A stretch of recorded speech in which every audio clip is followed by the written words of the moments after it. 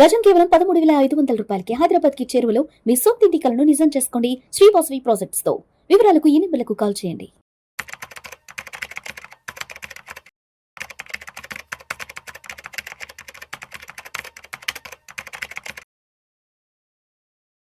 అనిల్ గారు నమస్తే సార్. నమస్తే అండి. Welcome to Vishnu talks. Thank you Vishnu గారు. అనిల్ గారు, ఈ మధ్య కాలంలో పిఎఫ్ కి సంబంధించి కొత్త చేంజెస్ ఎప్పటికప్పుడు అందిపుచ్చుకుంటూ ఉన్నారు. అవి కూడా ఎప్పటికప్పుడు వినియోగదారులకు ఉపయోగపడుతూ ఉన్నాయి. సార్, ఒక 10-15 సంవత్సరాలకి ముందర పిఎఫ్ అమౌంట్ విత్డ్రా చేసుకోవాలి అంటే అదొక పెద్ద ప్రక్రియ, అదొక పెద్ద మహత్తరమైన ఘట్టం. పిఎఫ్ ఆఫీస్కి వెళ్ళాలి, దానికి సంబంధించిన జెరాక్స్లు, ఓటర్ కార్డులు, ఐడి కార్డులు, బ్యాంకు పాస్ పుస్తకాలు, జెరాక్స్లు ఇవన్నీ తీసుకెళ్ళాలి, ఆ క్యూలో నిలబడాలి. చాలా పెద్ద తతంగం ఉండేది. బట్ ఈ మధ్య కాలంలో పిఎఫ్కి సంబంధించిన కొత్త చేంజెస్ అన్ని కూడా చాలా సులభతరం చేశారు. సో దీనిలో భాగంగా పిఎఫ్ 3.0లో భాగంగా ఏం చేశారంటే, పిఎఫ్ అమౌంట్ ఏదైతే ఉందో దాంట్లో 75% అంటే మన అమౌంట్ 75% ఏటీఎం ద్వారా కానీ లేదా యూపీఐ ద్వారా విత్డ్రాల్ చేసి మనం వెనక్కి తీసుకోవచ్చు అంటూ కూడా ప్రపోజల్ తీసుకొచ్చారు. అయితే దీనికి సంబంధించి 2 విభిన్న వాయిసెస్ వినిపిస్తున్నాయి సోషల్ మీడియాలో. సో అనిల్ గారు, దీనికి సంబంధించి సోషల్ మీడియాలో 2 విభిన్న రకాల వాయిసెస్ వినిపిస్తున్నాయి. సో పిఎఫ్ అమౌంట్ 70% వరకు విత్డ్రా చేసుకోవచ్చు అంటే ఎంప్లాయీస్ వైపు నుంచి అది చాలా హ్యాపీ న్యూస్. ఇంకొంతమంది ఏమంటున్నారంటే, ఇలా పిఎఫ్ అమౌంట్ని ఎప్పుడంటే అప్పుడు ఎవరికి ఇష్టం వచ్చినట్టుగా దాన్ని విత్డ్రా చేసేసుకుంటే అసలు పిఎఫ్ అనే కాన్సెప్ట్ని తీసుకొచ్చిన ఉద్దేశం దెబ్బతింటుందంటూ కూడా మరి కొంతమంది విమర్శకులు మాట్లాడుతున్నారు. ఎలా చూడొచ్చు అంటారు ఈ 2 విభిన్న ధృవాల ఆలోచనని? అసలు ఈ డిస్కషన్ అనేది చాలా ఫెయిర్, నిజం కూడా. ఎందుకంటే 2 వైపుల నుంచి కూడా ఫర్ అగ్రిమెంట్ ఉంది అండ్ కాన్స్ కూడా 2 ఉన్నాయి. పిఎఫ్ అనేది ఒక compulsory retirement fund, provident fund అనేది it's a compulsory because it's deducts ఇంత పర్సెంటేజ్, 12-14% నీ శాలరీ నుంచి ప్లస్ అంతే ఈక్వలెంట్ అమౌంట్ నీ ఎంప్లాయర్ కూడా కాంట్రిబ్యూషన్ ఇస్తూ ఉంటారు. సో అలాంటప్పుడు కంపల్సరీ అనే దానికి ఈ ఆల్రెడీ కొంచెం సరళీకరణలు జరిగాయి.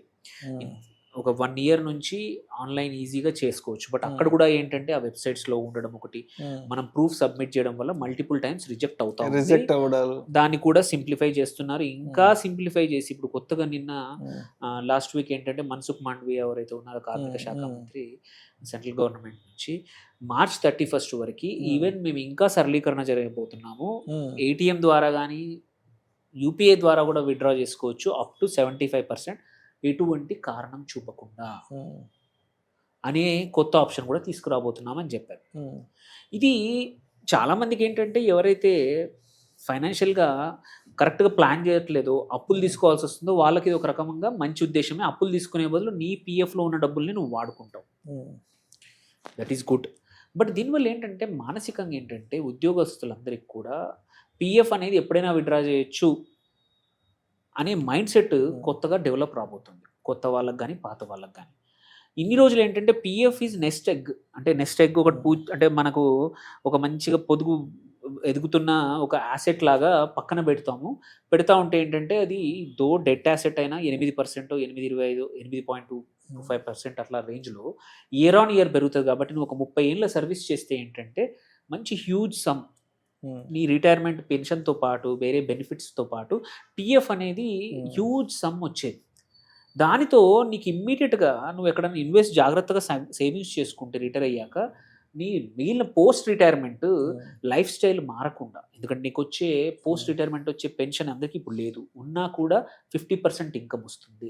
అలాంటప్పుడు ఇబ్బందులు రాకుండా ఈ పిఎఫ్ కార్పస్ ఏదైతే ఉందో దాన్ని కరెక్ట్గా ఇన్వెస్ట్ చేస్తే దాని నుంచి వచ్చే రిటర్న్స్ ప్లస్ నీ హాఫ్ శాలరీ ఏదైతే ఉందో కలిపితే నీ లైఫ్ స్టైల్ తగ్గకుండా ప్రశాంతంగా బతుకుతున్న రిటైర్మెంట్ అయిన వాళ్ళు కోట్ల మంది ఉన్నారు. అలా కాకుండా ఇప్పుడు మనకు ముందే ఆప్షన్ ఇస్తే, జనరల్గా హ్యూమన్ నేచర్ ఏంటంటే ఎక్కడైతే తీయడానికి వాడుకోవడానికి ఆప్షన్ ఇస్తే మెజారిటీ ఆఫ్ ద పీపుల్ ఏంటంటే వాడుకుంటారు. అది రేపటికి అవసరాలకు అనే మైండ్ సెట్ నుంచి ఎప్పుడైనా విత్డ్రా చేయొచ్చు, ఒక 25% ఉంచితే చాలు అని అవకాశం దొరికితే అందరూ కూడా వాళ్ళ సేవింగ్స్ ఇంకా డిప్లీట్ అవుతాయి. ఆల్రెడీ మన భారత ఎకానమీలో చూసుకుంటే ఇన్వెస్టర్స్ యొక్క పరిస్థితి చూసుకుంటా ఉంటే అప్పులు పర్సనల్ లోన్స్ కానీ, అప్పులు క్రెడిట్ కార్డ్ మీద లోన్స్ కానీ చాలా పెరిగిపోతూ ఉన్నాయి. సో ఎస్, నీ డబ్బులు నీ దగ్గర ఉంచుకొని ఎందుకు అప్పు చేయాలనే దాని దగ్గర ఒక కాన్సెప్ట్ ఉండొచ్చు. కాకపోతే అది ఒక 15-20% మందికి, ఆర్ హెల్త్ ఎమర్జెన్సీసో లేకపోతే ఇంకేమన్నా ఎమర్జెన్సీలు వచ్చినప్పుడు వాడుకోవడానికి మంచిదే. బట్ ఇలా ఫండమెంటల్లీ 25% వితౌట్ ప్రూఫ్ నీ ఇష్టం వచ్చింది నీ డబ్బులు కాబట్టి తీసుకోవచ్చు అంటే మాత్రం అదొక పెద్ద ఫ్యూచర్కి మాత్రం ఇబ్బందే. అంటే నా ఉద్దేశంలో మాత్రం యాజ్ ఎ ఫైనాన్షియల్ ప్లానర్గా చూసుకుంటే ఈ డబ్బులు ఇన్ని రోజులు అట్లీస్ట్ దీన్ని పక్కన పెడతా ఉన్నారు, బికాస్ విత్డ్రా చేయడానికి లేదు కాబట్టి. ఇప్పుడు అది కూడా విత్డ్రా చేయడానికి ఇస్తే అది కూడా వాడేసుకుంటారు. అంటే అనిల్ గారు ఇక్కడ అంటే ఎంప్లాయీస్ వైపు నుంచి ఏంటంటే మా డబ్బులే కదా, అవసరానికే కదా మేము వాడుకుంటున్నాం, సరదాలకి ఖర్చులకి కాదు. ఏదో ఒక హెల్త్ ఇష్యూ వచ్చిందో లేదంటే పిల్లల స్కూల్ ఫీజునో కాలేజ్ ఫీజునో అవసరంకి తీస్తున్నాం కదా, మరి ఏంటి ఇప్పుడు ఎక్సెప్షన్స్ పర్లేదు, మీరు అన్నది కరెక్ట్, ఎక్సెప్షన్స్ పర్లేదు. బట్ ఇప్పుడు ఎక్సెప్షన్స్ లేకుండా చేసేసారు. ఎటువంటి ప్రూఫ్ అవసరం లేదు, ఎటువంటి అవసరం లేదు నీ 75 తీసేయడం వల్ల. నువ్వు కష్టపడి డబ్బే. బట్ ఇంపార్టెంట్ ఏంటంటే నీ కష్టం ఎన్ని రోజులు పడతావు? 50, 55, 60 సంవత్సరాల వరకు. 60 సంవత్సరాల తర్వాత ఎవరు చూసుకుంటారు నేను? ఓకే, అప్పుడు ఎవరు చూసుకుంటారు? ఎందుకంటే ఇప్పుడున్న పబ్లిక్ సెక్టర్ తప్ప ప్రైవేట్ సెక్టర్లో నీకు జాబ్ సెక్యూరిటీ ఎక్కడ, పెన్షన్స్ ఎక్కడ? నీకు ఎటువంటి పెన్షన్ లేదు.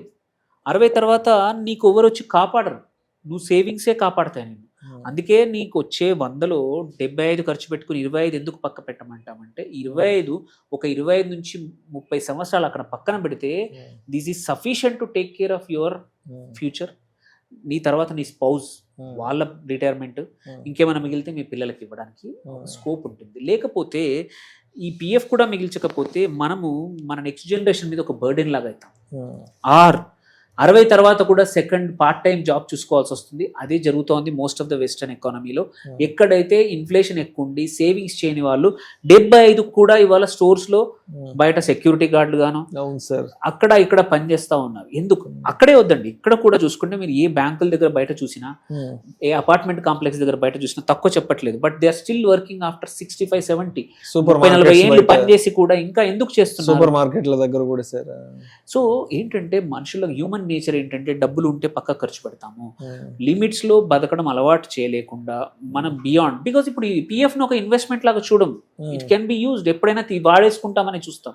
సో ఇది అన్పాపులర్ రాంగ్ అనిపించిన వినే వాళ్ళకి. బట్ ఏంటంటే పిఎఫ్ ఇన్ని రోజులు అలా ఉండడం వల్ల చాలా మంది వెల్త్ క్రియేట్ అయింది, వాళ్ళ రిటైర్మెంట్స్ బాగా ఉన్నాయి, వాళ్ళు ఇవాళ పిల్లలు వాళ్ళని మంచిగా చూసుకుంటున్నారు. రిటైర్ అయ్యాక చాలా మంది పిఎఫ్ డబ్బులు తీసుకెళ్లి పిల్లలు సెటిల్ అవ్వడానికో, పిల్లలు ఇల్లు కొనడానికో, పిల్లలకి ఏదైనా చదువుల కోసమో, ఏదైనా పెళ్లిళ్ళు చేయడానికో వాడేవాళ్ళు. ఇప్పుడు మధ్యలోనే వాడేస్తే చివరికి ఆ టయానికి ఎక్కడ అడుక్కు తినాలా అదే పరిస్థితి వస్తుంది. ఇది వినడానికి కొంచెం గట్టిగా ఉన్నా, బట్ ఒక వైపు నుంచి చూస్తే మాత్రం పిఎఫ్ ఇట్లా 75% విత్డ్రా చేయడం అనేది మాత్రం అది నాకు వచ్చేది ఏం లేదు. పిఎఫ్ యాక్చువల్లీ గవర్నమెంట్ దగ్గర ఉంటుంది. As a adviser I don't, but it is a nested egg. మంచి చాలా మంది ఒక 4 జనరేషన్ వాళ్ళకి పిఎఫ్ అనేది కాపాడేది. ఇప్పుడు బై ద టైం వాళ్ళు రిటైర్ అయ్యే టైంకి వాడేస్తారు. ఇంతకుముందు ఒక ₹1 కోటి 70-80 లక్షలు 60 లక్షలు కూడా పిఎఫ్ ఉండేవాళ్ళు ఒక్కొక్క దగ్గర. రిటైర్ అయ్యాక మహారాజులా బతుకుతారు. 70-80 లక్షలు ప్లస్ మంత్లీ వచ్చే పెన్షన్స్, ఎగ్జిస్టింగ్ సేవింగ్స్ అన్నీ కలుపుకుంటే కాలు మీద కాలు వేసుకొని పోస్ట్ రిటైర్మెంట్ పిల్లలు కానీ సొసైటీలో కానీ నీ ఇష్టం నచ్చిన పని చేసుకోవచ్చు. నీ ఆరోగ్యం ఎలా ఉన్న డాక్టర్ మంచి హాస్పిటల్ దగ్గరికి ట్రీట్మెంట్ జరగవచ్చు. ఇప్పుడు ఆ పరిస్థితి ఉండదు. ఎందుకంటే ఇంతకుముందు నువ్వు 20-30 లక్షలు 50 లక్షలు 60 లక్షలు చేసే చోట ఇప్పుడు 10 లక్షల పిఎఫ్తో రిటైర్ అయితే నీ చేతిలో ఎంత ఉంటుంది రిటైర్ అయ్యడానికి? సో ఒక రకంగా మంచిదైనా సరే మాత్రం దీనివల్ల చాలా మటుకు already depleting savings, personal savings దీనికి ఇంకా యాడ్ అవుతుంది తప్ప ఇది ఇవాళకి కన్జంప్షన్ ఎకానమీకి మంచిది. But long term personal savings మాత్రం అదొక పెద్ద ఇబ్బందికరమైన అంశం. సో నేను జనరల్గా ప్రభుత్వం సరళీకరణ మంచిదే, బట్ ఈ సరళీకరణ మాత్రం పర్సనల్ సేవింగ్స్కి పెద్ద ఒక శాపం లాగా అనొచ్చు. జాగ్రత్తగా ఉండాలి. జస్ట్ బికాస్ అవకాశం ఇచ్చిందని please don't remove the money. పెట్టండి. మీరు మిగిలిన మీ రెగ్యులర్ సేవింగ్స్నేమో ఈక్విటీస్లో పెట్టుకోండి. ఇది డెట్ని అట్లే ఉంచితే, ఎందుకంటే గవర్నమెంట్ నుంచి ఫిక్స్డ్ గ్యారంటీ వచ్చే రిటర్న్స్ వచ్చే యాసెట్ ఇది. అలా పెడితే లాంగ్ టర్మ్ మీరు టచ్ చేయకపోతే మంచి పెద్ద కార్పస్ క్రియేట్ అవుతుంది. సో పిఎఫ్ని గవర్నమెంట్ పర్మిషన్ ఇస్తుందని please don't use it. Thank you sir. Thank you so much.